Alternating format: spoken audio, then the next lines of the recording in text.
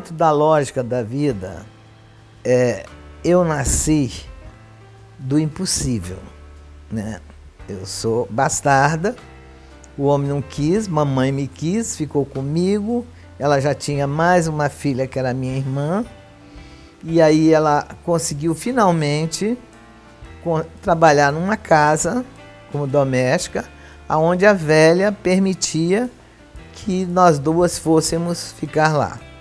Então era Glória, porque ela não tinha convivência com a gente. Se não fosse dessa maneira, ela faleceu, passaram-se 2 anos, e uma das filhas apareceu lá em casa, dizendo para a mamãe, olha, vamos para o Rio, você vai trabalhar comigo na minha casa, você cozinha muito bem, você faz tudo muito bem, não sei o quê, e vamos botar as crianças na escola para aprender e tal, fazer uma faculdade lá, cheia de planos. E com 2 dias do Rio de Janeiro, ela pegou eu e a minha irmã e disse, vou ver colégio para as crianças. Ela mandou mamãe para a feira, pegou a mim, levou numa loja de roupas, comprou um figurino incrível para mim, uma mala, sapato, tudo. E dali a gente foi para o aeroporto e me desovou em Belo Horizonte. Em Belo Horizonte pegamos um carro e fomos parar num arraial chamado Santa Luzia do Rio das Velhas, num asilo para crianças, meninas totalmente pobres. E quando eu tinha 13 anos, mamãe apareceu. E por que ela levou tanto tempo? Porque tinha a dívida do colégio, de 1 ano de colégio, tinha a dívida das passagens que ela usou para trazer a gente, tinha a dívida das roupas que ela comprou para mim, do avião, tudo, enfim. Não tinha, é uma escrava mesmo, mas ela, danada, ela conseguiu.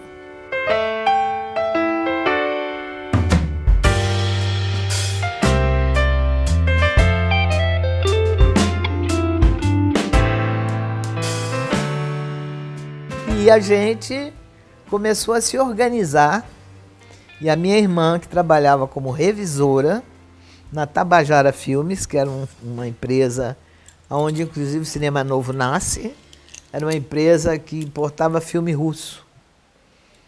E aí ela disse assim, olha, vai ter uma exibição do filme, você conhece cinema? Eu digo, não. Então eu vou te levar. Quando aquela tela abriu, eu digo, meu Deus. Eu digo, eu vou entrar nessa tela um dia. Que é o que ela dizia, morreu dizendo isso. Que eu era tão doida que eu cheguei para ela e disse que ia virar cineasta. E ela realmente, é absurdo, absurdo. E ela disse assim, minha irmã, isso é cinema, não é assim não, minha irmã. Não, eu vou conseguir, você vai ver. E ela é a pessoa mais responsável por onde eu cheguei, porque como executiva, ela fazia o que eu não sei fazer até hoje, entendeu? E aí um dia eu vi um anúncio, precisa de uma telefonista. Mas é aquele telefone que não é... Não, era... Para uma empresa de cinema. Claro que eu fui lá. No dia seguinte é que eu descobri que eu estava no Reduto do Cinema Novo, que era de filme. E aí eu fui assistir um filme do Godard, Os Carabineiros. Na segunda-feira o assunto era a telefonista da gente adora Godard, que era uma coisa importantíssima. Então, né? Claro que eu era uma pessoa esquisita.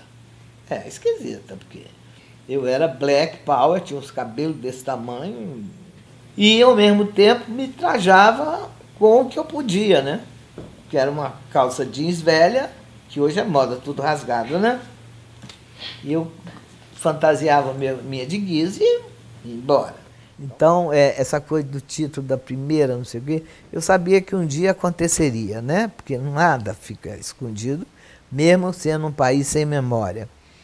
Mas não é isso para mim. O que é para mim é, por exemplo, eu fui em Três Rios, aí subiu uma menininha, devia ter uns 16 anos, ela está estudando cinema também. Eu não vou perguntar nada para a senhora, eu digo, primeiro você me fala o seguinte, você mora longe? Ela disse, não, aqui perto, então vai na sua casa, guarda a senhora e vem sem ela. Aí já desmontou, ela riu e tal. Disse, não, mas sabe o que é? É que desde que eu nasci, que eu procuro um espelho para me ver. E descobri, você é meu espelho. Essa menina me levou às lágrimas, porque é uma responsabilidade louca, né? Mas, e ao mesmo tempo, eu fico feliz porque eu consegui, entendeu? Paguei preços altos e tal, mas consegui. Então, isso é que era muito importante, a gente saber que a gente pode. A gente não pode abrir mão dos nossos sonhos. Isso é uma tragédia. E a gente tem que saber que esse país nos deve muito. Muito, muito, muito. Entende? E que não vão pagar tão cedo. Então, o que, que a gente faz? A gente tem que viabilizar a nossa vida. A vida do negro, entende? Da possibilidade de se agrupar, entende?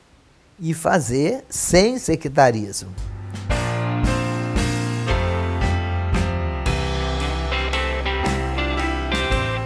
Eu não sou uma contadora de história, eu sou uma vivência da história. A síntese é essa.